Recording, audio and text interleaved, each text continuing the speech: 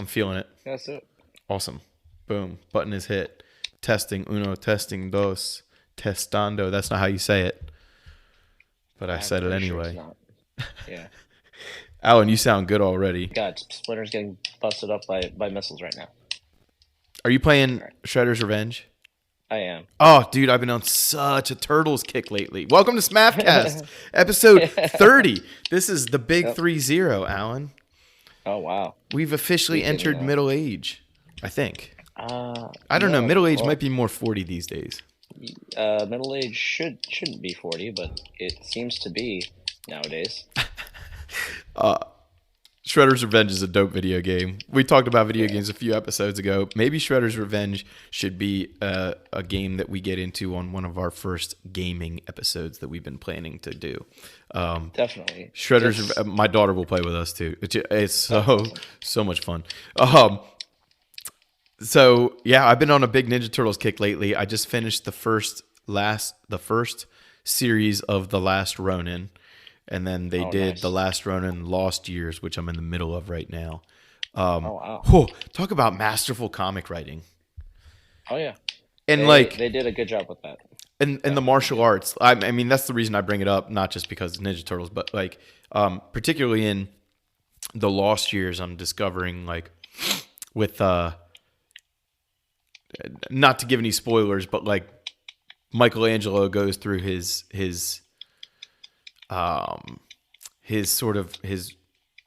wanderer training, as it were, and he learns Wing Chun, and he learns Mongolian martial arts, and there's just very interesting. They use technical terms, and I just thought it was very cool because for anybody who's read the original Ninja Turtles comics by Eastman and Laird from the 80s onward, and even the IDW comics that they did starting maybe a decade ago,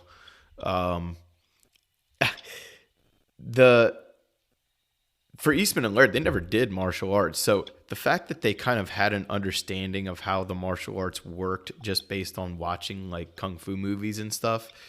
First of all, that's just a testament to how we do saber martial arts now in a big way, right? But also the fact that they could be even moderately accurate with drawings on these things. Well, remember that they were being fed by, the era as well. Oh, for where sure, there yes. was still. Oh yeah, martial arts cinema was hot. Yeah. All the Much comic books of the mysticism. time were heavy on the martial arts lore. Yeah, for sure. But in this fast forward to now, in this lost years of The Last Ronin, you can see the evolution of Kevin Eastman as a martial arts writer. You know what I mean? Oh, sure. Because it actually is studied and accurate to a large degree versus Right. kind of I'm trying to pretty assume. sure.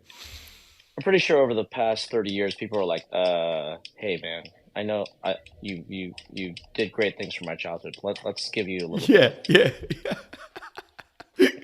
Let's Oh, it's great give some though. authenticity to this." It's really good, and if anybody likes comics, I highly recommend you check out the Last Ronin and the Last Ronin Lost Years.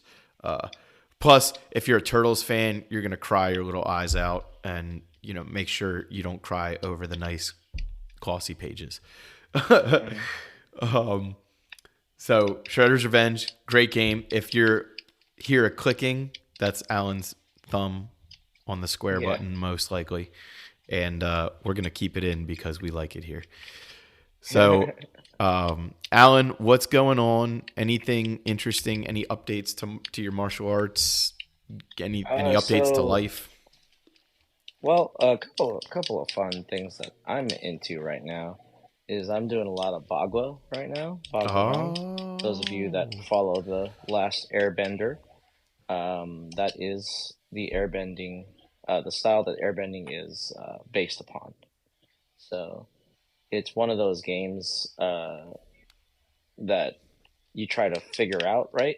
Mm-hmm. And it's kind of interesting to look at and kind of see, okay, well, what are we doing? What's the what's the intention of each thing? Because it's really hard to teach unless you're teaching one-on-one, because you literally have to walk in circles. Mm-hmm. And then if you're a student, that's really tough to follow, right? Because your teacher ends up behind you, and then he ends up on the side of you, and et cetera, et cetera. So when you're actually doing certain martial arts, there is a different way of teaching. And one of the things that is different in Bagua is every single martial art has their version of a wooden man, You're right? right. Yep.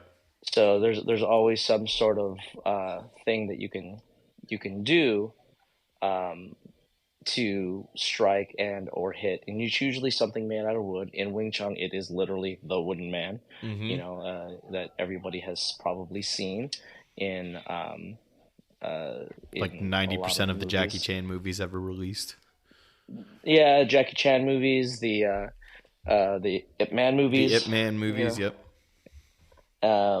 And like, there's a lot of stuff that is actually, the wooden man is not a new idea. It's been around for a very long time.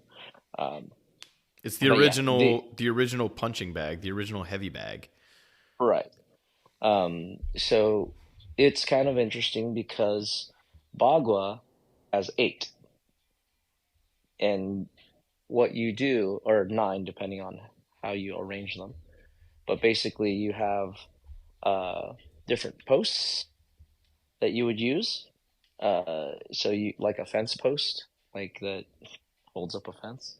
Uh, so they're arranged in specific orders, and a lot of the different styles of Bagua, because there are different styles of this martial art, just like there are different styles of every martial art, Yep. um, uses them in different ways. Sometimes you're standing on top of the posts. Sometimes you're standing in between them or on the outside of them, striking the posts as you do your form. Some of the Like best what you ones might do call a both. pell in a European style of martial arts training. Yeah, exactly. But last I checked, there was not a lot of European styles that stood on top of the posts. Correct. Or any that I'm aware of. Yeah, but I mean, if there are, great. That's awesome. Maybe a Uh, rapier style or two. I could see how yeah, that yeah, would be beneficial to learning rapier. yeah.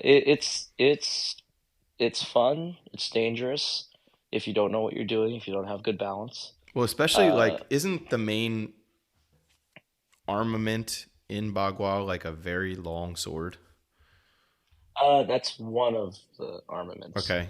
The main idea of Bagua is to move like the wind. I know it sounds so poetic, Well, but basically, everything. I mean, I say this with endearment. Everything in Asian martial arts sounds like a poem. all right.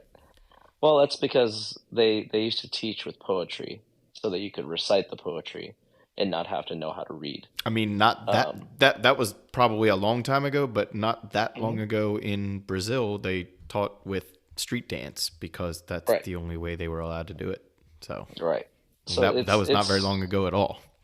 yeah, but yeah, the idea of Bagua is to, when when something comes right at you, is to spin out of the way. Hmm. Basically, not be there when uh, when an attack comes towards you. You're no longer there. Just to So interject really quickly, I know Courtney uses from Saberlight uses Bagua as a foundation for his Suresu in a big way. And mhm. though I have no personal experience actually practicing Bagua, I have visually studied a lot of it and take to a lot of elements when I do Suresu as well, and when I'm coming up with Suresu concepts and exercises and things. I I try to visualize or make it sort of visually appear that Mhm. similar way. The circular motion, spinning or I hate to say just spinning, but like, um, the dodging aspect, the getting out of the way, like you're saying. But again, I don't have personal experience, so it's kind of like, ooh, that looks like Ceresu. We talked about this an episode or two ago. Hmm. That that looks like Ceresu. Well, that looks like Bagua. Well, to me, Hmm. they look like each other Yes, in a big that's way. that's what I Yeah. was gonna get to, was the fact that the principle is to not be there, right? And we talked about Suretsu last time about how we want to. I think you called it a null. Yeah. Yeah, Yep. nullify an attack. Well, and And we tell the kids yeah, at my current gym, what is the best? This is hmm, one of our drills we do every day. What's the best self defense technique? To not be there hmm, is the answer. yeah. So, anyway, continue. Oh no, I was agreeing with you. Yeah. I mean, Yeah, best way to not get hit by a train is to not stand on the tracks. exactly. Well, and Bagua is teaching you how to not stand on the tracks best, Yeah, right? Would that be right. correct? Well, yeah. The thing about Bagua, which is kind of fun, is that the stepping is meant for you to address multiple opponents. Now, Right. the reason it's eight is because of the cardinal directions and the non-cardinal directions. Oh, oh, Um, oh, that makes sense. Yeah. yeah, so if you get attacked by multiple people, generally speaking, only about eight people will be able to surround you with any kind of efficacy. You know, Yep. if they're barehanded, maybe four if they have weapons. That is so funny. I was So, just watching something today hmm, about Iaido, the art of hmm, drawing the sword, and yep, multiple attackers, and they hmm, have kata for 1, 3, 4, 5, and 7, I think, attackers. hmm, Um, and so it's funny that you say 8 is like the maximum, and even then, there you go. There's a tradition right there. They don't even go up to 8. yeah. Well, a lot of it It's all is theoretical, stepping the. first of all. Well, yeah.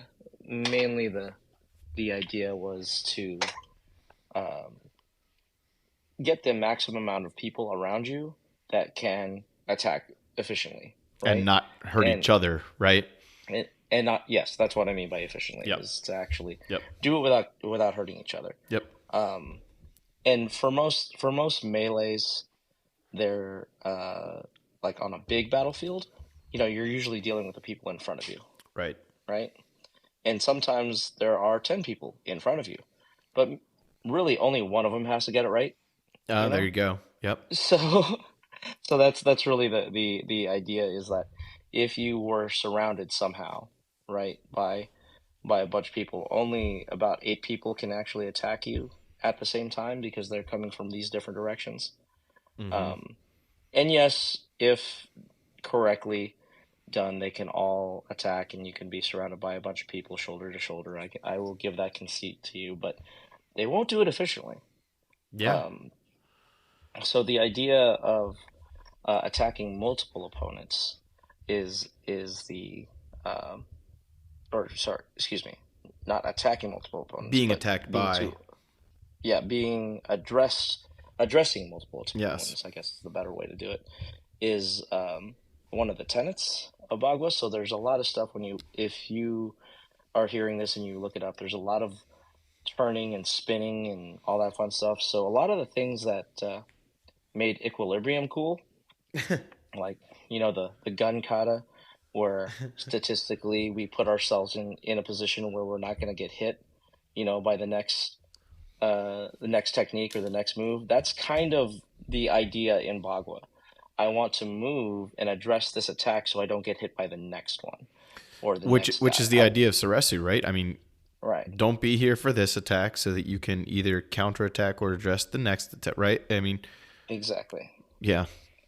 And that's where I was gonna go with it, is there is a parallel with the resilience form here, Yeah. mainly because as you do Bagua, you actually don't breathe consciously. There's no like full on ki in Bagua. Right. There is a because you will breathe mainly as you go through the motions, the twisting and turning of your body breathes for you, Yeah. which is a cool thing that is done.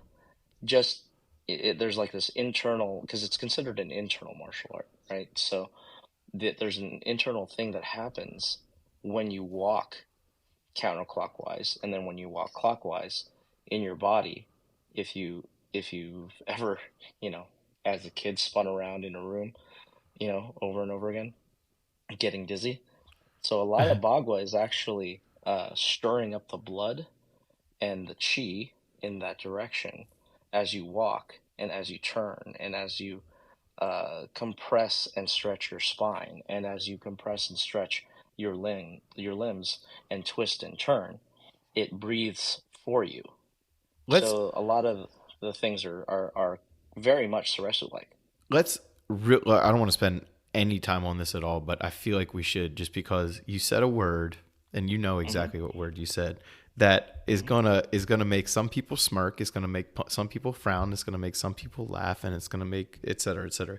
And that word is chi. Okay, so Hmm. let's just really quickly, let's Hmm. ignore the fine work that McDojo Life has done, Sure. and let's just define chi really quickly in the simplest term that makes sense, that does not involve no touch knockouts. Sure. Simply, it's the energy that already exists in everybody's body anyway. Sure. I'll do you one better. Sure. Yeah, please. Let's explain three things. Sure. Let's explain the word Jing, the word Qi, and the word Shen. Go. These are these are called the three treasures in Chinese medicine. Jing, Qi, and Shen. Jing is what you can touch, you can feel. It's the chunk that is there, right? So we can say a plant has Jing because we can touch the plant. We can say a rock has Jing because we can touch the rock. Okay. We can touch, a human being. That's Jing. Well, you We might can touch a say dog, in English like a physical presence. right? Something that you can touch Sure. is the easiest way to uh, say to express the idea of Jing. Okay. Okay, but what about wind? What about fire? Those things you can touch, yeah, Yeah. but they don't stay still, Right. right? Water has Jing, but is it actually something I can hold on to? Okay. Yeah, but it'll flow out of your hand, Okay. right? So that's Jing. Everything that we can see, touch, and feel is Jing. Okay. Now, there's another idea called Qi, which is motion, which is energy, which is the thing that I just described as wind, and what we describe as fire, what we describe as water, things that we can touch but can't touch for long. Okay. That's an idea, right? And then there's this thing called Shen. Shen roughly translates into spirit, but actually means consciousness, right? So the idea of Jing, Qi, and Shen completes a being, right? So if you have Jing, you have form. If you have Qi, you have energy that you can move around. You can do it of your own consciousness, Mm-hmm. Shen. So really the idea of Jing, Qi, and Shen, and again, this is Chinese medicine stuff that, I learned years ago, is basically your intention becoming manifest. So Qi is just another way to express emotion. Qi is your breath. Qi is your inner fire. Qi is all these things that people have tended to abuse the meaning of, right? That's what I was getting at when I said that doesn't involve no touch. Basically, Yeah. we're not trying to sell people snake oil with what Alan's telling you. He's coming at this from the pragmatic sense of the word. Yeah. Right. And what we're meaning is, and if you don't believe that she exists, I would like you to please clench your fist as hard as you can for about a minute, and then when you let it go, tell me you don't feel anything. Tell me you don't feel your fist still clenched. Yeah, and just That like that feeling is chi. if we're gonna be a little bit even like sort of insensitive, like just because you don't call it chi doesn't mean that doesn't mean the same thing. It means the same thing. Whatever you call it is what you call it, but you can't deny It's a that living you feel. field that permeates all living Yeah, things. I mean, look, if you believe in somewhat in the force, right? Yeah, but you can measure the actual amount of energy in a person in many different ways. Yeah. So Matrix taught us that. how can you deny that chi, whatever you define it as long as you the way you defined it is very good, but just for anybody that sort of like wants to hit the off button because they heard that word, like that's not we're not talking about the same chi that George Dillman is talking about. Can I just put it that bluntly? Okay, it's not this. We're talking about the same chi, but not the same way. Yeah, and also it's it is much like I hate to say it, but much like religion, you get out of it what you want to get Exactly. out of it. Exactly. So anyway, Alan, Bagua, the idea of chi, you explained it perfectly. I just wanted to kind of jump. I didn't want to, but I felt like I kind of had to jump on the train for just a second. Sure. But let's get back on the Saresi train real quick and the Bagua train, because I'm very fascinated by the aspect of the longsword. Is it the Dadao? Is that what it's called?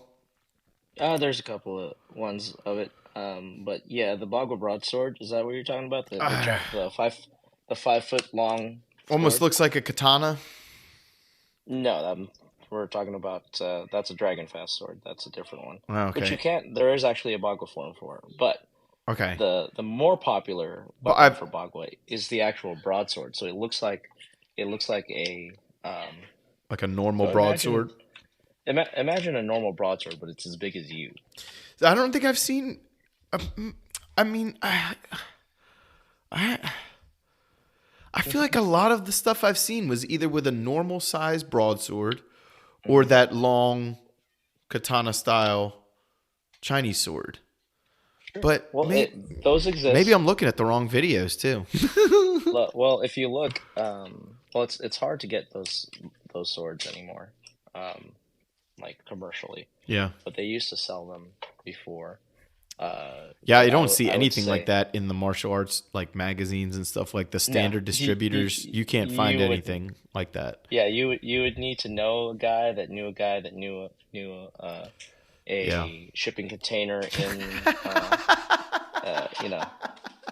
it's a thing in a seedy village in Singapore. Yeah. Yeah, and now it's a little bit tougher to get because nobody really teaches it because not a lot of people know it. But it's one of those things that once you see it, you're like, holy crap. Well, I bring up the long sword because I'm very intrigued by this aspect of in Japanese sword they have a term for it, but the term means to keep the katana close to your body at all times. Particularly in defensive times when you turn your back to or through where an attack is going to come from. And in Star Wars, we see the block behind the back all the time. But like keeping that saber or that sword or weapon or even just your hands, if it happens to be empty-handed, to where you don't have to reach for defense, and you also like you can reach if you had to. You can reach the things you need to, but you don't ever have to leave home base with your defensive posture. In other words, like if I'm turning one way, I'm covering my exit with the sword, and then I turn the sword into the new direction as I enter that direction. So the harmony of the blade and body is really a big deal in my observations. Absolutely. Excuse me. Am I Yeah. off base with that, or am I kind of seeing the right thing? Well, a lot of it is you're saying all the right things. You're saying the right things. The idea of this particular broadsword, right? If you look up Bagua I'm broadsword, doing it right now, actually, as we yeah, speak. I'm B gonna grab my computer and look it up. yeah, Bagua, Okay. Bagua. You'll see that the idea is that you can't swing the sword. You cannot swing this sword. It is far too big for you to muscle your way through. So the idea is you have to use your body. You have to you have to have, I think the word you used was harmony. Mm-hmm. You Oh, actually holy have to crap! go This thing is huge. thank you. Oh my gosh. So the Yeah, no, the this idea is a big ass sword. to actually be so in tune with your weapon that as you move, your weapon moves itself. And So, this picture I'm mm-hmm, looking at, mm-hmm, um, this little wushu man, mm-hmm. the blade is pretty much as tall as he is when he's in his cat Yep, stance. correct. Yeah, it's a 5 foot tall broadsword. Holy crap! Yeah. There's It's this little old man holding one. This may be a mm-hmm. photoshopped image, but this looks like a 6 or 7 foot blade. Did Yeah, they there's make some of those those as too. well? Yeah, they make it to size, Yeah. but And what about the yeah, rings that's on the back? Is okay. that on? The I see one hmm, here. It says Bagua Dao Wushu. Bro, mm-hmm, it's some sort of knockoff, but it has rings all down the back. Now I've seen the rings on demonstration Dao before, mm-hmm. but did the rings actually serve a purpose in battle, or was that a ceremonious sort of a thing? So there's two things that the rings do, Okay. and you're probably looking at the 9 ring sword right now. One, two, three, Um, 4, 5, 6, 7, 8. There you go. 9. so the idea of that sword is that it would cut and it would open a wound, and the rings would catch Oh. anything inside that wound. Oh, that's gruesome. Yeah. So it's pretty rough, right? Oh, coming Um, from experience with bows and arrows going through deer. Let's just, if you're a vegetarian, mhm. first of all, sorry for your life. Second of all, go get a cheeseburger. Third of all, I apologize for all those rude things I just said. Keep listening to the show. Thank you for your subscribership.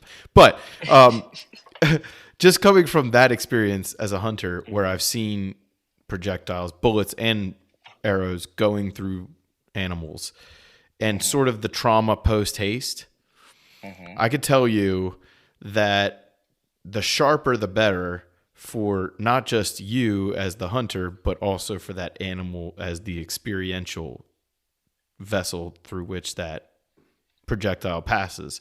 So right. getting a sharp blade is bad enough, but Mhm, then to have all these blunt, open, mangly things rattling the frick around inside of you, mhm. that's trauma that can't be patched up. Correct. That's pretty So much a lightsaber now. That's like instant kill shot every time.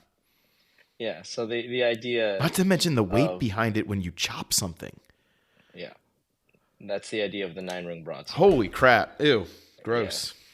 yeah, it's Plus pretty that rough, right? sound, like if you were on the battlefield and you'd seen one of your buddies skewered by one of those, and then you hear like somebody walking around with one of those, Hmm. there's a psychological effect there.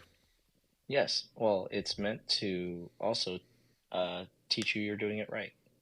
Mm. There is a specific sound that my teacher can leave the room and know that I'm doing my broadsword correctly. Like a certain ting or ping or ring that the rings have, Yes. versus when you're doing it wrong. There's a sort of rung, Yeah. if you will. Yes. Correct. Yes. So there is a. Those are the two reasons for Very the interesting. 9 rings. Very, Yeah. very interesting. Well, actually, that seemed to me for many years to be sort of one of those gimmicky things that Hmm. every martial arts has gimmicky things. Don't Sure. Brazilian Jiu-Jitsu people stop talking right now because you do too. Uh, um, no, in all seriousness, every martial art, Kenpo too, has their gimmicky things, and I thought that was one, but that makes so much sense all across the board. Every part of that makes Yeah. sense. Yeah, it's pretty rough. There's, again, to use the Japanese comparison, there is a sound that a katana is supposed to make when you swing it, and if it doesn't make that sound, it's not called that thing. And if you don't have that thing, you're not doing it right. Correct. And I can't say the word, I can't pronounce it right, but you know what I'm talking about. And that's really all swords, any weapon. Like if you swing an axe around and you swing it in sort of like a battle posture, if you will, it should make certain sounds versus other sounds when it cuts through the air. A stick, even. It's a round object. It can't really make different sounds, but there's a sharper sound that it makes when you swing a cleaner path, if that makes sense. I was gonna say a lot of discriminators are screaming into their phone right now or whatever the listening device is. There has to be a correct sound. Yes, absolutely. It should sing. It should have a singing nature to it. And let's go back to the length of it for a second too. And even with lightsabers, like when you're swinging a lightsaber around, it's very close to a stick, right? So it should have a certain sing to it. And let's go to the long blades real quick, because it is becoming somewhat popular in tournaments to offer a great saber or great sword style saber option. And this is not a bad way to learn how to use a sword if that's a weapon choice you're going to make. Let's go really deep into the nerd boy realm real quick. People are going to love, because we are still at our core a Star Wars fan organization and podcast, right? Yeah. And Corin Horn from the old Legends expanded universe, if you will. Wow. Yeah. He had what you call many years since I've heard that name. Yes. He had what you call a dual phase lightsaber. And he may have even had more than this, but in all the stuff I can remember, it was 2 lengths. He could turn it on one color, and I believe it was yellow, and I could be wrong about that. It might have been green, but it was a standard length sword. And he would like twist his hilt in a way, and then it would basically become like a 6 or 7 foot blade, and it would change color to like silver, I believe. But the way he used it and the way it was written that he used it differed. As soon as he twisted that hilt, like his fighting style would change. Yes. So very, very much like our previous episode. Yes. Yeah. When we talked about Cal Kestis. Cal Kestis, correct. And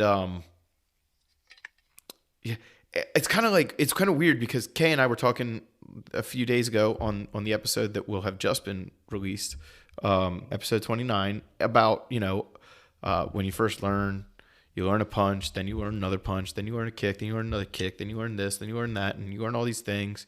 Then over time, a punch is just a punch, then a kick is just a kick, blah, blah, blah, blah, blah. Then you get your black belt, and it becomes important again to know all these because you got to teach it. But then over time again, you experience other martial arts, you experience interactions with other martial arts, and a punch is just a punch, again, right? So this circle just completes itself over and over again.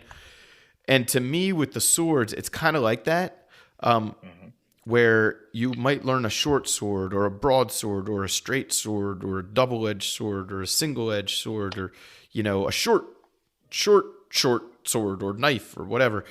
But yes, they have their nuances and their different fighting styles that you can sort of fall into. But at the end of the day, a sword is still just a sword. A knife is, right? You can only cut and stab with it. That's all you can do with it, and block. Right. So, let's talk a little bit about like that nuance when you start to change blades and like.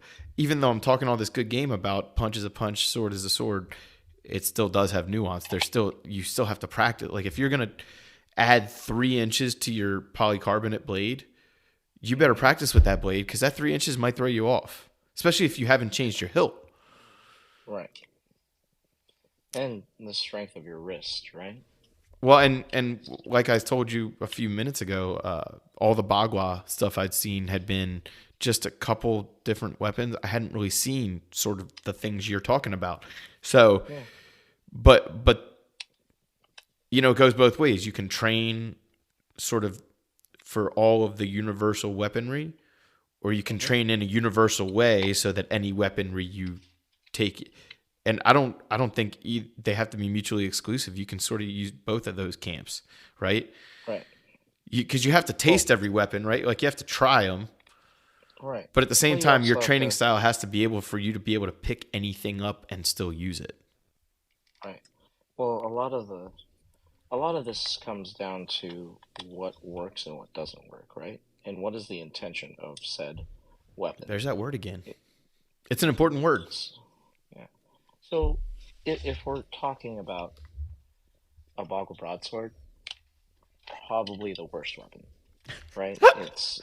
It's you show up with that, it's an intimidation display, but as soon as you have to swing it, you've probably messed up in many more ways than one. I would even argue, and I think we talked about this on that video game episode too, like the fewer enemies that you're facing, the worse that weapon becomes for you.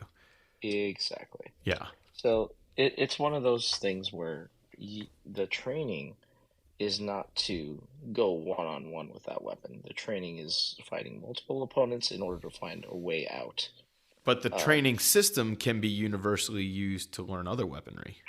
exactly. So the concept, right? Well, let's talk about the concept of different weapons. Yeah. The Bagua broadsword is meant for you to learn how to move your body to get out of the way of your blade. Yeah. Um, and then you use that on smaller weapons. It's a means to an end. It's like what a tetsubo is for Japanese martial arts. You use a tetsubo much like a Major League Baseball player uses the weighted bat, right? He Mm-hmm. puts the weights on the bat to swing, to help his swing, to kind of get the right thing. That's what a tetsubo is. Because if you take the tetsubo techniques and put a sword in its place, the sword should be able to cut the air uh, at a much quicker pace Sure. than a tetsubo would.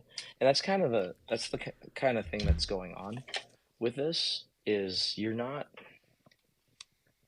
swinging the broadsword to take out one guy. You're using this broadsword to take on multiple opponents.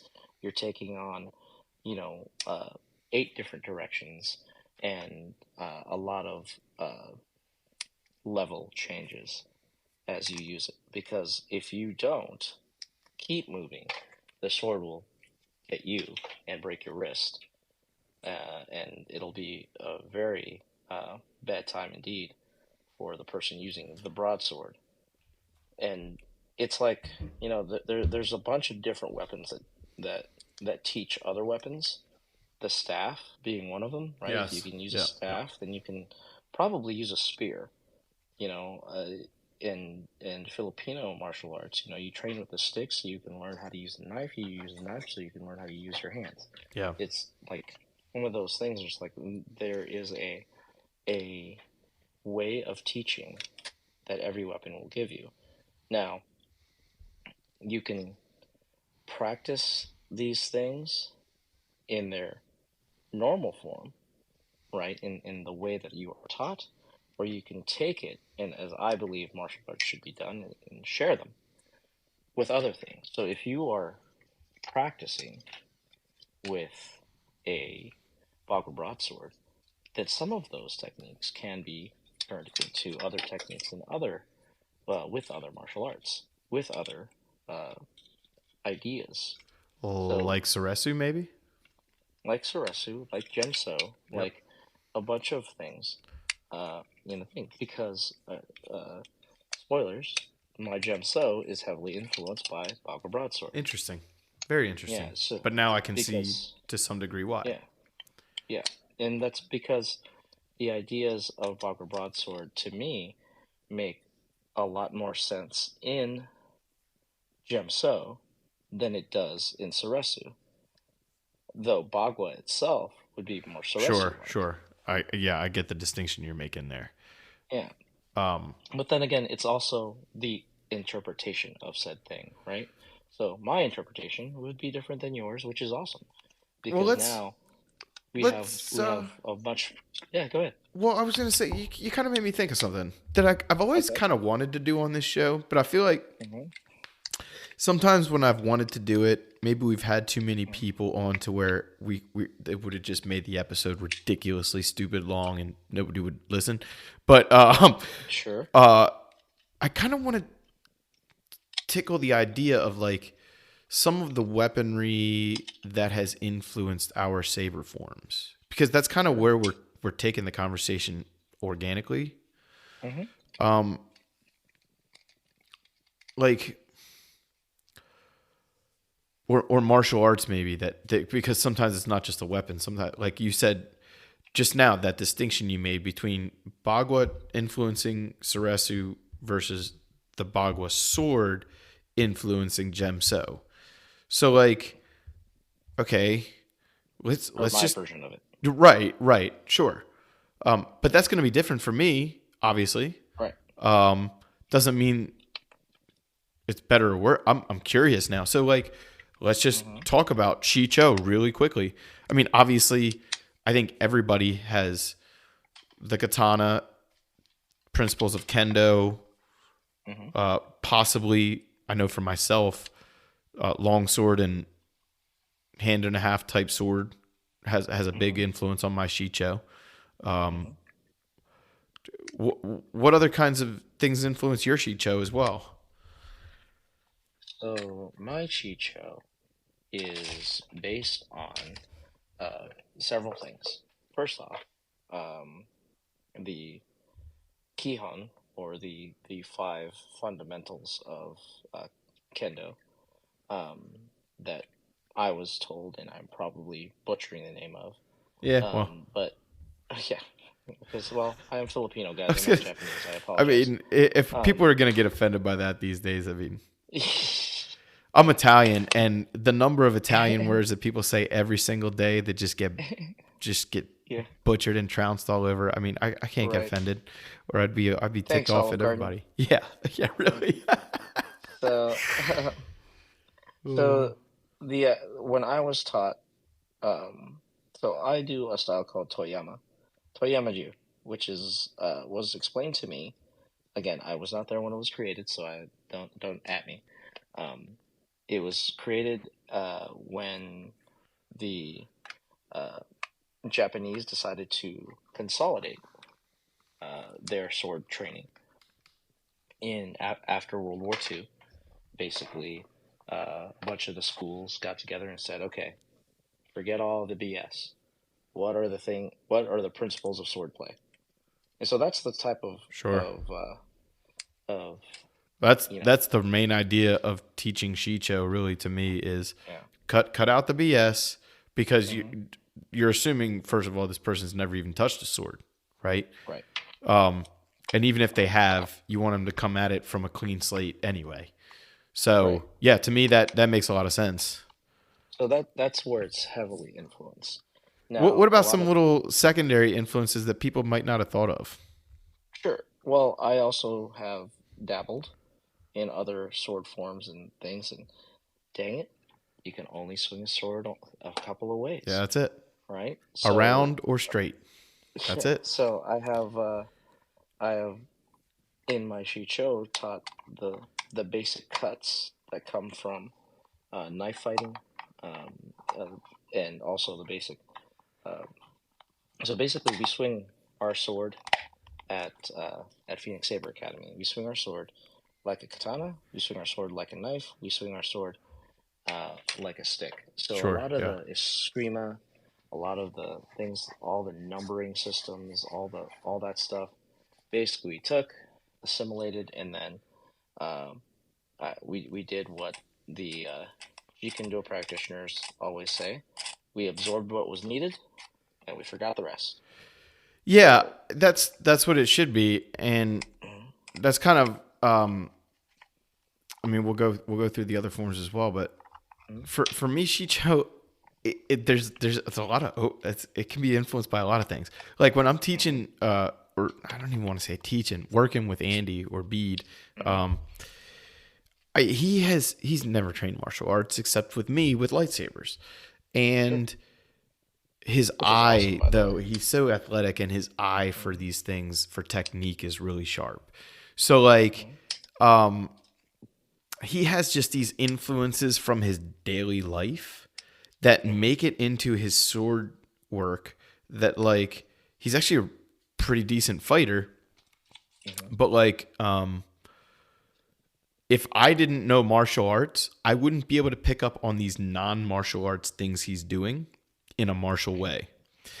Right. I teach this one thing in Chicho, and it, Mhm. you know, it's a one-handed technique that I don't Mhm. teach a whole ton of strictly one-handed techniques, although anything can be Mhm. done one or two-handed. Um, Mhm. but it's this move where you step back and line the person up almost like a Saresu salute, and you've Mhm. cocked your saber back all the way to your far chest, and then you Mhm. do a step through stab that just goes all the way through the target. And it's a big Mhm. motion. You load it up, and a lot of times you can see it coming, right? But Mhm. it when it hits, it hits, and it hits in a Right. every time. Um, Right. and Andy came up with this. Cool. He's like a pretty good pool player, or Mhm. at least at one point he was. This is straight out of the billiards club. Like Sure. he's lining up with the fingers, Mhm. the pool Mhm. cue, and taking a shot. But Right. he didn't know that's what he was doing. And I told him one night, I was like, dude, that is right out of the pool hall. Like, where did Mhm. that thing and it hurt. Like he hit me with a foam saber and that freaking hurt. And I was like, dude, Right. that is an awesome move. And I'm gonna start teaching that in Shicho because Right. it teaches you the beauty of coming from a place of no knowledge almost, but Right. also all the knowledge, if that makes sense. Right. And he used to also be a pretty good skateboarder, so like his linear footwork is Mhm. really good and his balance is really good. So like these are the types of things where I go, okay, balance drills, like that's it's not even from martial arts, it's from freaking skateboarding. Yeah. I'm a terrible skateboarder, by the way, but just watching him do his footwork so efficiently without having martial arts training, I'm like, what did he do that? How did he get? Oh, that's right, he skateboarded. Like it makes all Mhm. the sense. I can see the influence right there in front of me. Sure.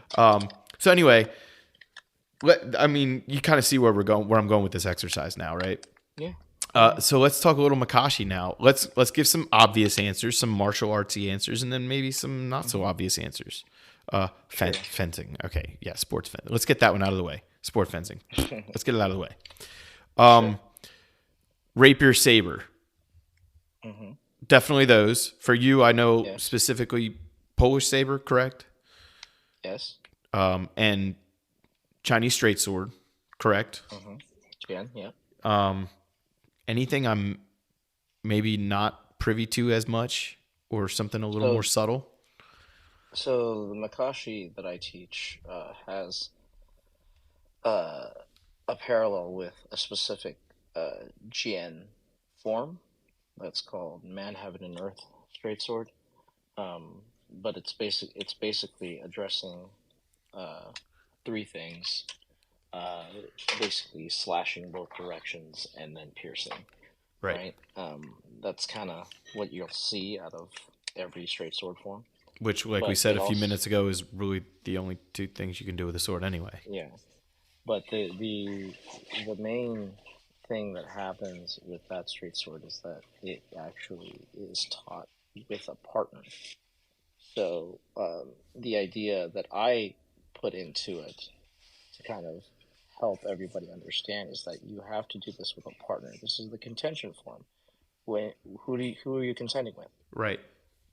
So when uh, when I actually teach Makashi, it's mainly meant for uh, you know a dueling pair. So it's more like dancing Yes. than. My Makashi forms are all versus one opponent or one theoretical opponent.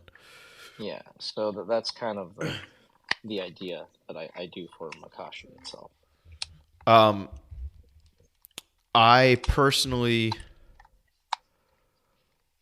I've seen some of your Makashi stuff, so I visually have a reference for what you're describing. But if people would like to watch, a couple episodes ago, we did a breakdown of Alan's Makashi 5 strike combo, and that's kind of a good visual starting point for anybody who wants to kind of see what you're talking about. And that is done with a partner. And I really like how this is one of the things I like about your teaching is you use that word that's associated with each form. Each form has its unique definition or term associated with it, determination, which, just based on the examples I gave of somebody who's never done martial arts being determined to basically invent techniques on the fly to win an exchange, right? I mean, here you are, you have to do it with a partner because contention is the idea. 1v1, getting the better of one other person, getting the better of somebody who could be better than you. Or your equal, rising above your equal. Giving, just like the song says. Yeah. Well, or here's another one, and this is something you see a lot in professional fighting, is kind of leaving the ladder down for somebody lower than you to climb, and face you and potentially best you when you are or should be better.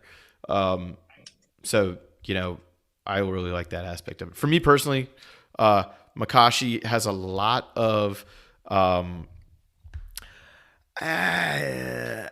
Eskrima, not really, but just the aspect of covering, because I do teach with the hand behind the back, but I also teach to some degree with the hand in front, with the offhand in front for Makashi. Sure. Some of those concepts come from Eskrima for me, but actually a lot more Rapier and Saber. But also, the funny thing about that is go ahead. That a lot of the stepping that we do in our Makashi form is actually mimicked, or not mimicked, but modeled after. Yeah, repeated in traditional Kali and Eskrima as like this is a basic step. Okay. So there you go. A lot of that. So you'll see a lot of geometry. If you're any sort of martial artist, you'll see that this is also not just an anatomy class, but also a geometry class. A lot of the stepping and all the circles and the triangles that you see that are on the floor of dojos are actually there to help you kind of remember the steps. Yeah.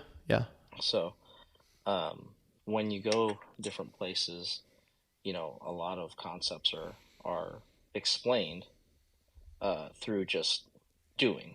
They're not really explained in like a book.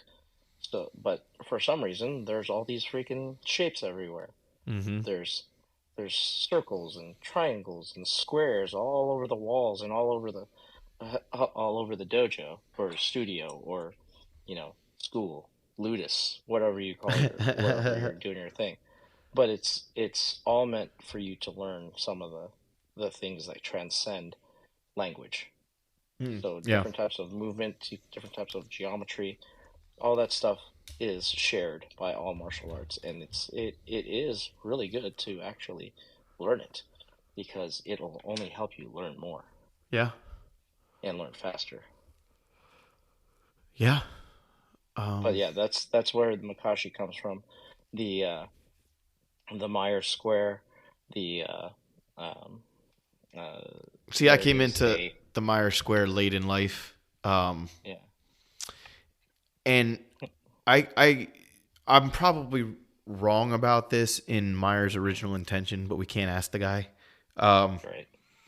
But I found myself largely dissatisfied with a lot of the teaching content I've found on the Myers Square. Of And what I course. mean by that is a lot of the people I've found to teach on it Hmm. have just kind of regurgitated what they interpreted to read in the manuscripts, which is not that's how you do it. I get it. Hmm. That's how you do it. That being said, Right. I don't So sense a let, lot of let's innovation in their interpretations. And I come let's at that let's. sorry, just Oh, I was just gonna say, like, let's call a spade a spade. There are no old masters in saber martial that's arts, yes. but Hema is about 10 years older than saber martial arts. Yeah, So right, exactly. just Exactly. So that's what I when I caveat with all these like I might be wrong and this might that's how any martial art is generated anyway. right. But And it's up to us to keep on working on it, guys. well, I find there's We're a lack of all works in innovation progress. when I hear these interpretations in the sense that like okay, Hmm. I've heard somebody say that Meyer only wanted you to strike diagonally. You could never ever strike horizontally or vertically. It's clearly BS just because he only Hmm. numbered the diagonal. He puts a cross right then and there. Now I understand Oh, that cross might be where you're not supposed, but why can't we interpret it in all these ways? Why can't we practice it in all these right? So like this speaking in absolutes thing, and this is it's I'm sure it's not exclusive to the Myers Square. It's just a lot of the content I found on the Myers Square, I found it not to be useful to my practice the way I want it to be. And okay. I found the most use out of it from just freaking reading Meyer, right? From just looking at the manuscript myself and going, "Oh, okay." I mean, Hey, you're not wrong. the guy wanted you to cut any way you could cut. He just happened to think that these were the main directions for swordplay. Great. For the long sword, it makes a lot of sense too. Like swinging Hmm. diagonally is hella more comfortable than horizontal. But we have all these horizontal cuts. We have these thumb cut and supinated and pronated, and there. Hmm. So clearly, the guy did not only think you could cut diagonally. Whoever taught that, I don't remember who it was. Don't watch that video, right? But like, anyway, you got me on a bit of a Well, tangent. I'm an emotional tangent. There's some things where I go, man, I really want to learn about this, and then I start learning about it, and I'm like, man, no people, either I don't understand it, or the people teaching it don't understand it, or nobody mhm, understands it. But sure. it's not helping me at all. Right. Right. But again, you take all the stuff that's interpreted out of a book Yeah. and interpreted. I'm saying interpreted because, like you said, Meyer isn't here for you to, you know, to Yeah, you got to to look at the ask. good, the bad, and the ugly, and And you got let's to face it, look at it there yourself. is the reason there are no old masters is because this didn't come along. These manuals didn't come along with a lineage, right? They Oh, that's had. true too. Yeah, I mean, maybe a little bit where this guy learned from this guy once or twice, right? Or this Hmm. guy sparred with that guy, Hmm. but not There was like, no direct line, right? yeah, there There's was no no. passing of the torch, so to speak, like Ed Right, Parker to Jeff Speakman, or, right, uh, you know, Alan. I'm sure you could fill in the blanks for years with sure, the Chinese side of that, right, but yeah. the But that's Gracies what I to mean, though. other Is there's Gracies, as it were. Yeah. So there's no like whenever you hear guys debate about it, it's kind of fun to listen to, but like to be a part of it, it's like, well, do you It's guys really an actually know? exercise in ego stroking to a large degree. Oh yeah. Well, I To mean that's in debate, to every debate martial it, art. I mean, to like you said, to Yeah. listen, I think you need to filter, right? You need to take things in and filter, and there's definitely good things to be gleaned. And I'm just using Myers Square because that's the topic you brought up real quickly. But um, anyway, I think that the larger concept at hand is Mhm. you need to be critical of things, but also I think it's important to look like having seen so many what I thought were bad interpretations Mhm. forced me to go look at the manual myself and go, okay, well, this was actually pretty good, and this person was not too far off, or Mhm. and again, it's all just my opinion, really, because I'd Right. love to, but I, like we said, I can't buy the guy a beer and ask him. I just can't. Right. Okay, Saresu. Uh, I'll Hmm. start this one. Really easy right off the bat. Um, any of my um, training with Chinese broadsword, any of my training with defensive stick techniques, and even a lot of my knife training and anything where parrying and blocking was a big part of it, and those three in particular happen to be the most, in my mind, the most vivid translations of defense. That's what influenced my Suresu in a big way. And I come from a very defensive martial art, but also a counter offensive martial art. So we'll get to that in a minute. But for Suresu, all the blocking and stuff, and just the sense of the outer rim, the shell of protection, whatever you like to call it, um, that all comes from my karate training and the stick training that went along with that. Because in a lot of Kenpo schools, they will include elements of Arnis and Eskrima training. Mine was no different. Ed Parker was a big fan of the stick as a weapon because you could find a stick anywhere. Um, Hmm. and people will swing sticks at you, so you can get a stick from anyone. So, sticks and True knives, story. big deal in Kenpo. So, I had a lot of training against people who had weapons when I did not have a weapon. And, again, a lot of this stuff is theoretical and may not actually work in real situations. But when you translate it to we both have a weapon, now you sort of see these defensive elements take shape and you're able Right. to employ them a little better. On a little bit less obvious side of life, I got a lot of my Suresu influence from Andy as well, in the sense that two things. One, he's a huge Obi-Wan fan. So, like, Hmm. my motivation was I wanted to develop a style that he would approve of, right? Having known the Hmm. lore of Obi-Wan and such, but also something that he could be like, ooh, I kind of like that. I want to get into that. But Hmm. the other reason is he has a strong sense of self-preservation. Like, Hmm. he does not like to get hit. He does Right. not like, and he's not a wimp, but he Hmm. does not want to get in a fight, right? So, Hmm. like, just that sense, because I also don't like to get hit, but I'm sort of the opposite in that if you hit me, like, oh, I'm gonna hit you now. Oh, I'm gonna hit you now. Just wait for it, right? Like, I'm sort of vengeful, and he's a lot more passive in that regard. His vengeance is Hmm. with his tongue, not with his sword. So I learned a lot You of hear that, that ladies? sort of patient self-preservation. That's funny. Patient self-preservation. So that's kind of my Hmm. unobvious choice. We talked a little bit about Ceresa. Just touch on anything we kind of missed for you.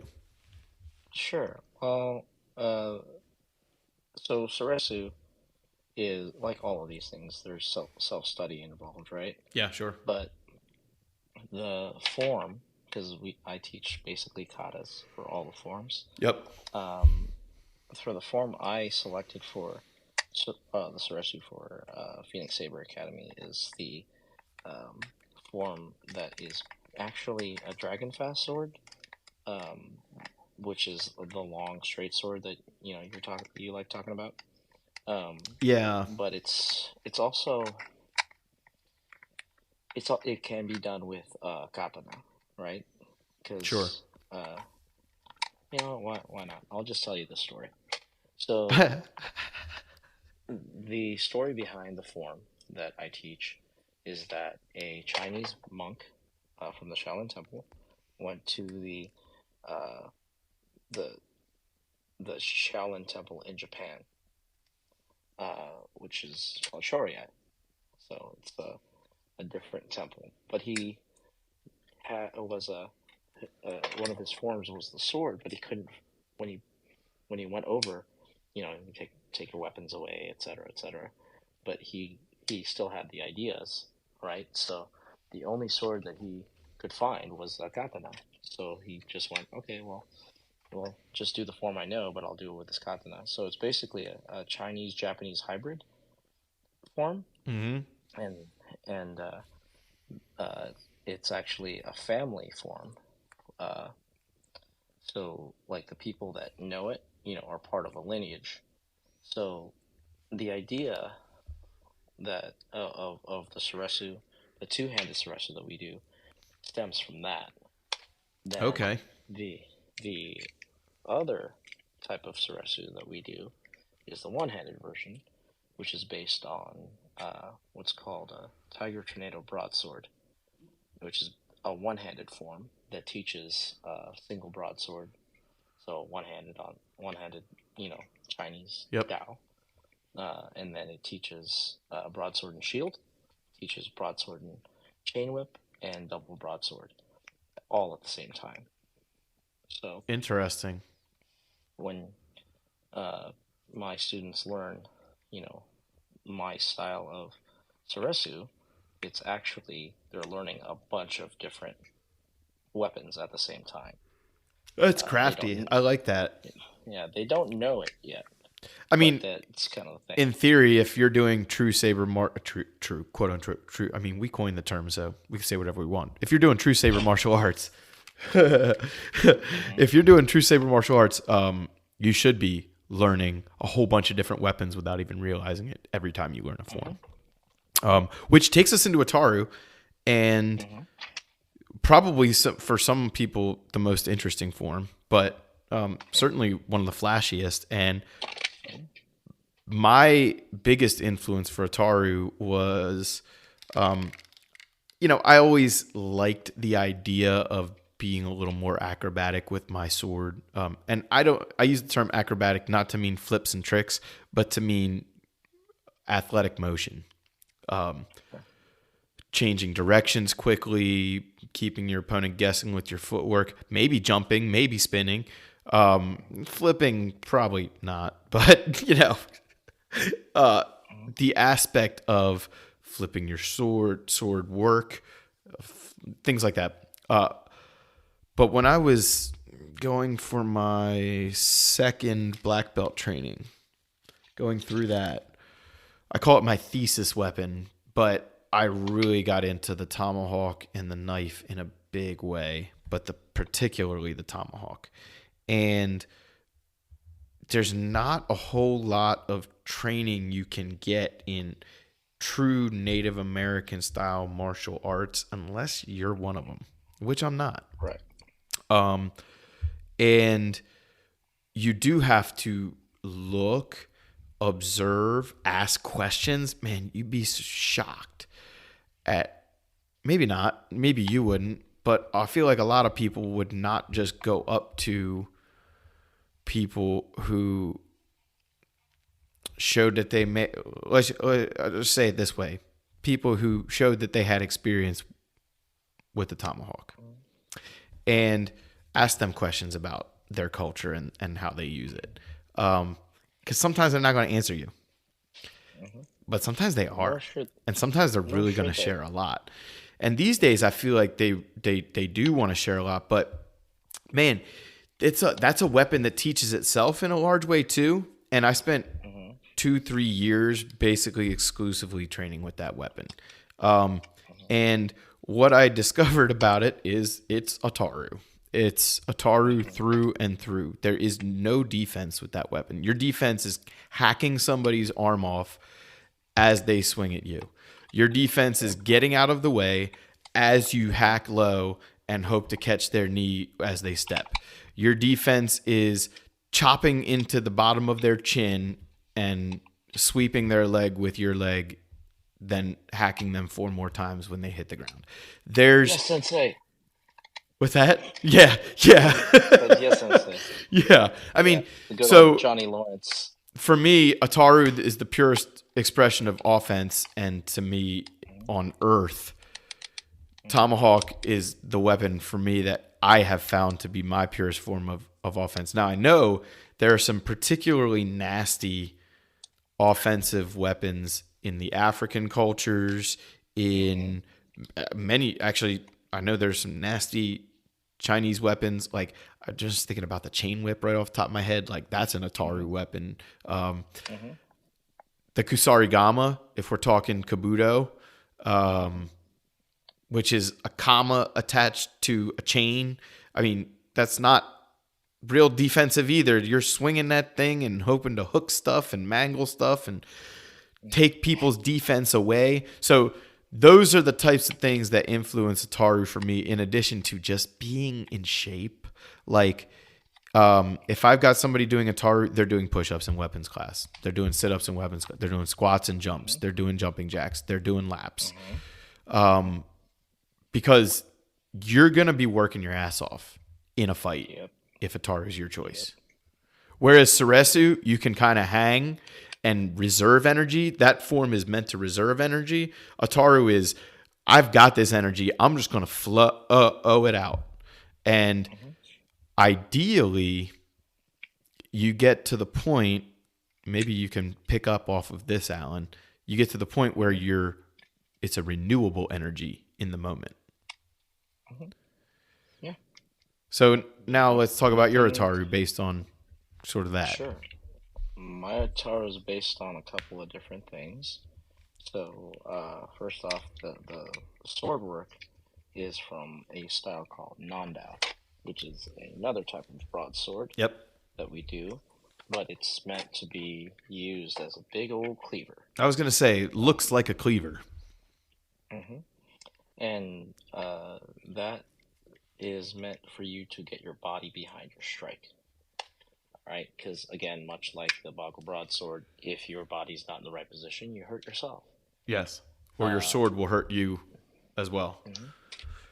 And a lot of my training has also been in wushu and in like some of the more flamboyant Changshuan, northern styles with all the jumps and the flips and all that stuff. So we actually include that as well as Ditong, which is all the rolls and all the things of that nature.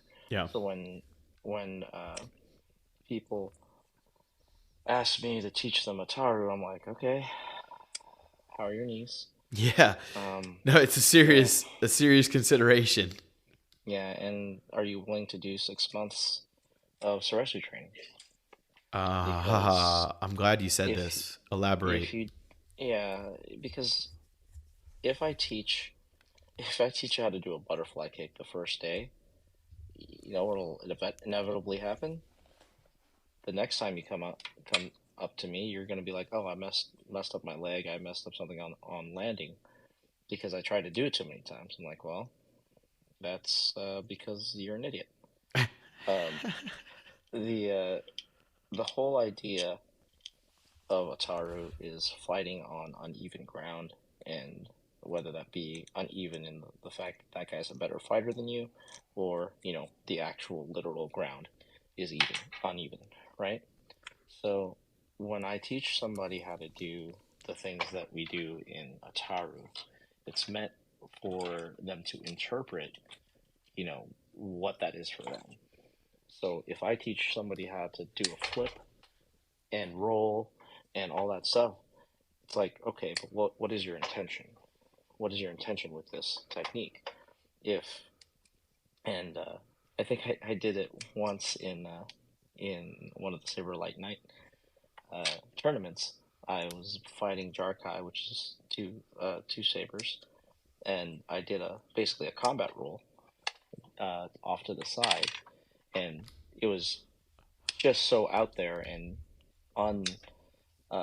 unexpected that the opponent got hit by it. But a half second before he hit me, I hit him, and you can hear me say, "Did I get him?" because a lot of the techniques are suicide techniques, basically. Yes. You're willing to basically hurt yourself in order to get the point or get the kill in some cases. Now, I like this. Let me really quickly jump in because I agree. And I've actually used that exact terminology with my students before. Like, okay, if you're ready to learn this, make sure you know that you're going in there suicidally. But there are ways, maybe you were going to say that, but there are ways to teach Ataru where it's a blade heavy version and blade first heavy. And you're not necessarily putting yourself, and if you have Suresu training, like you said earlier, this really helps with this. But to where the blade does all the work for you, and for me, this is a direct lead into Form 7. But we're not going to jump that far ahead. But this is directly how you get into Form 7 for me. Is you master the blade version of Ataru. You need to have the original Ataru, which is blade and body, but there's a blade, what I call a blade-centric version of Ataru, and for me, largely influenced by the two-handed straight sword from Chinese martial arts, the two-handed jian. And just I've seen a lot of where these upward figure eights and the blade is constantly in front of the person's body, covering the bases, but still in front of the person's body, and the body's not having to work too hard. And I also picked up a lot of this from Eric, who is in a wheelchair and can fight with all 7 forms, and largely his understanding of, or I shouldn't say understanding, but his personal expression of Ataru is a blade only version. There's no footwork. Anyway, in that regard, it would not be as suicidal, but the concept is still the same. You're not defending yourself. The only way to defend yourself with Ataru is to kill them first.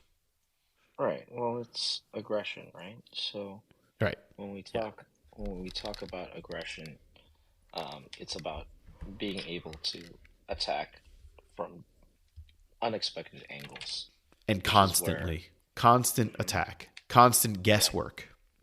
Which is the whole point of jumping and doing a roll and doing, a side flip or something of that nature or even just a wide triangle step is kind of like, that's a very simple, but it's still considered acrobatics.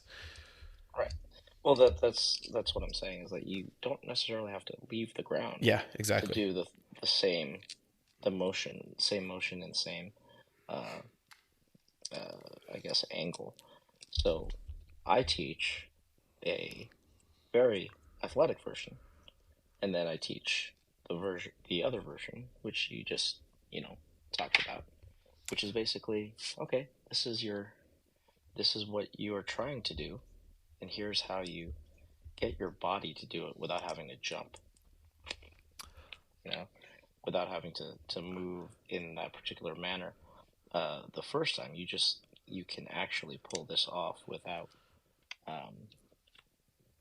hurting yourself or busting your knee or whatever. I have a bad foot.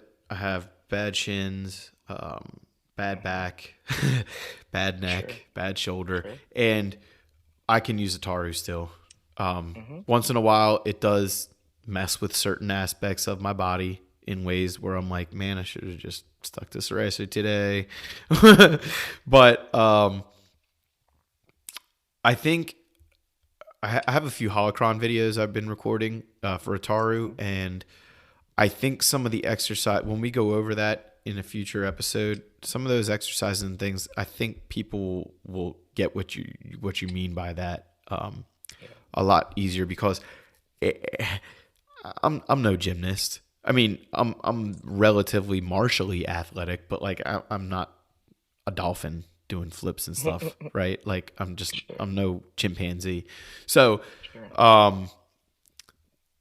there's ways you can get around this, and a lot of my Ataru is just based on me not being a gymnast. Like I'm not Yoda, and that's okay. You don't have to be. You don't really have to be. That's just a fun movie, right? But if you want to have fun with the movie, you have to do it in a way that an Earthling can do it. So, now if you are already an acrobatic person, like we used to tell Keith all the time, like, dude, just get into Ataru, man. You're already teaching parkour. Like, just get into it, man. Why don't you have people flipping into each other and stuff? We say it with tongue in a cheek. But, if that's the kind of stuff you're into, you should be doing choreography and stuff with all that in there. I mean, we want to see it. For sure we want to see it. You got it.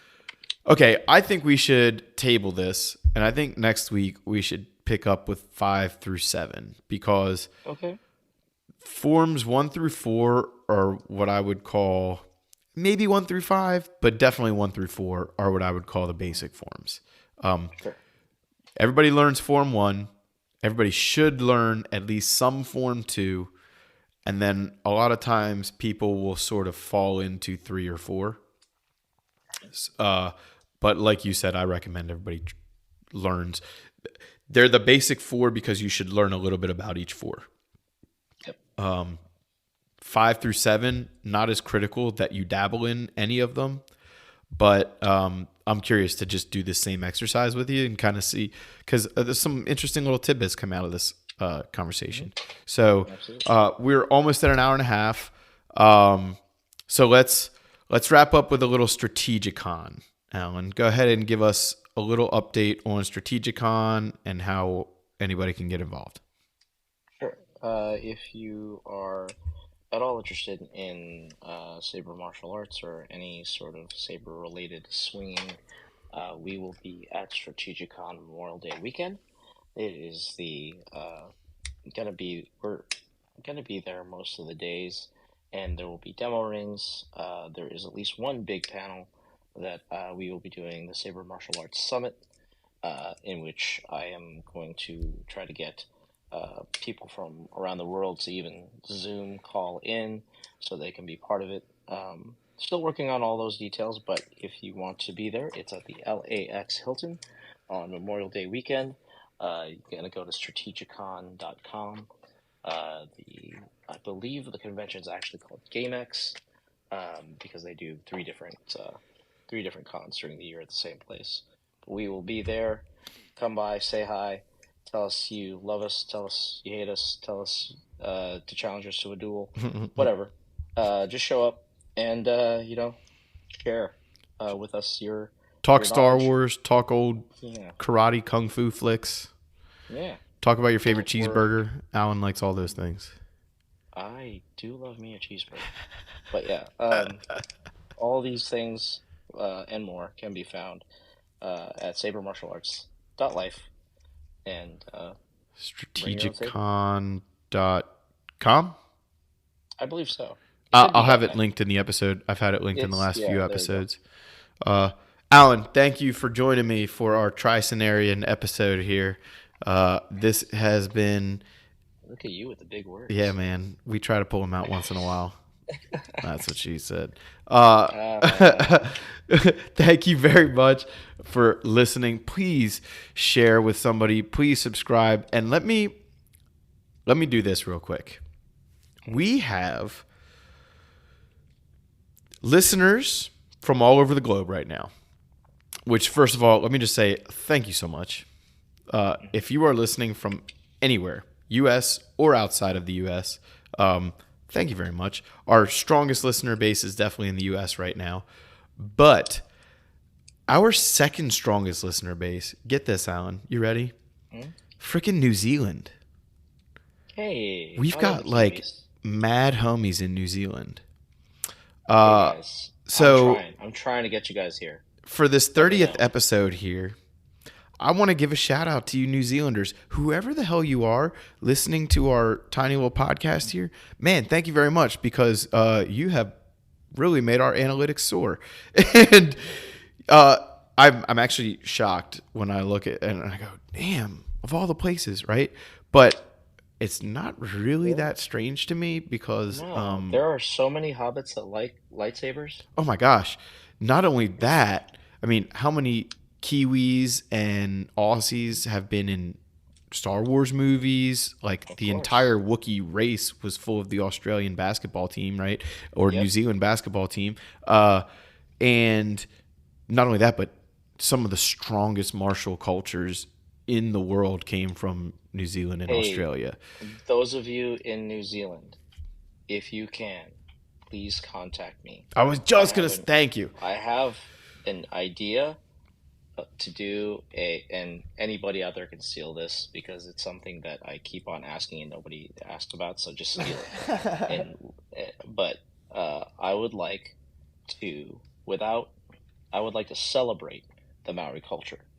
I would like to see if any Maori out there, all the Tongan ninjas out there, um, I would like to do a Dathomirian haka, if that's possible, Ooh. because that would be such a cool way to open any ceremony, and I would love it if any of you guys could get a hold of us, Okay, let's or do this. get a hold of Mark. Anybody who I just mentioned from New Zealand, Australia, where we have our second strongest listenership in the whole world. You guys are great. If you would like to indulge Alan's request, or even just go ham on us and tell us we're awful, send us or tell us no. Just let us know you exist, and what my idea was bad. Yeah, it's okay. I can handle. Tell us your name. Seriously. First of all, thank you. But Saber MA Outreach at gmail.com. That's Saber Martial Arts, but Saber MA Outreach at gmail.com. That's me. And Alan can be reached at Alan. What's the one you prefer for these people listening? Master Venable at phoenixsaber.com. And I will make sure that I put those in the show description as well. So New Zealand, shout out to you guys. Next episode, I'll take a look at our third highest listenership, and you guys will get a shout out. But celebrating the Islanders this week, celebrating the first 4 forms, celebrating Bagua, celebrating Alan Venable, celebrating Fode finally shutting up for the night. This has been an amazing episode 30. Thank you for sticking with us. Hopefully for 30, 100 more, and bring your own saber. This party's over.